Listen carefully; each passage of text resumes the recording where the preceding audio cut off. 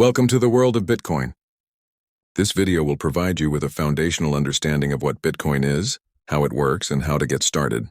Module 1. What is Bitcoin? The problem Bitcoin solves. Introduction to fiat currency. Definition.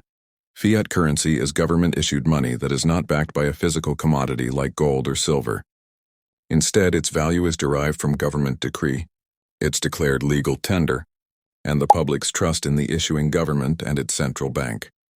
Examples include the US dollar, USD, Euro, EUR, Japanese yen, JPY, etc. How it works. Central banks control the supply of fiat currency, using tools like interest rates and monetary policy to manage the economy. They can print more money, influence its value, and regulate its circulation. Limitations of traditional financial systems and fiat currency. Inflation. Since central banks can print more money, there's a risk of inflation, where the purchasing power of your money decreases over time. Example: hyperinflation in Venezuela, Argentina, and Lebanon. Imagine you live in a country where the government prints so much money to pay its debts that the currency loses its value rapidly. Your savings in a traditional bank account might become worthless overnight. Bitcoin, with its limited supply and independence from central banks, offers an alternative store of value, as it cannot be arbitrarily printed. Centralized control and censorship. Traditional financial systems are centralized, meaning banks and governments have significant control. They can freeze accounts, block transactions, or confiscate funds. Example: government freezing accounts. If a government decides to freeze bank accounts of dissidents or activists, they can do so easily with traditional financial systems. Bitcoin, being decentralized, makes it much harder for any single entity to control or censor transactions. High fees and slow transactions for cross-border payments. Sending money internationally through traditional banks can be slow and expensive, with high fees and delays. Example: remittances.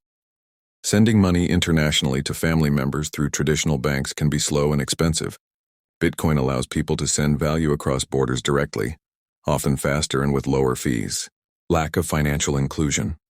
Billions of people globally are unbanked or underbanked, meaning they lack access to basic financial services. Traditional systems often require government IDs, physical addresses, and minimum balances, which are barriers for many. Decentralization. Example: Google Docs versus Bitcoin. Google Docs, centralized. Google owns the servers where your documents are stored. If Google's servers go down, or if Google decides to shut down your account, you lose access to your documents. Google has central control. Bitcoin, decentralized. There's no single Bitcoin server. Instead, thousands of individual computers, nodes around the world, all hold a copy of the Bitcoin transaction history, the blockchain. If one computer goes offline, the network continues to function because many others are still running.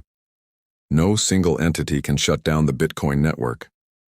Blockchain technology. Example: a community ledger. Imagine a small village where every transaction, e.g., John paid Mary 5 apples, Sarah paid Tom 2 chickens, is publicly written down in a giant ledger. Everyone in the village has a copy of this ledger, and whenever a new transaction occurs, it's added to everyone's copy. Once written, no one can erase or change an entry without everyone else noticing, because their copies wouldn't match. Bitcoin's blockchain. This is precisely how Bitcoin's blockchain works. Each block is like a page in this ledger, containing a list of recent transactions. Once a block is filled and validated, it's permanently added to the chain, becoming part of the immutable history that everyone on the network shares. In the next video, we will talk about Bitcoin's key properties. Like, comment, subscribe. Thanks for your support.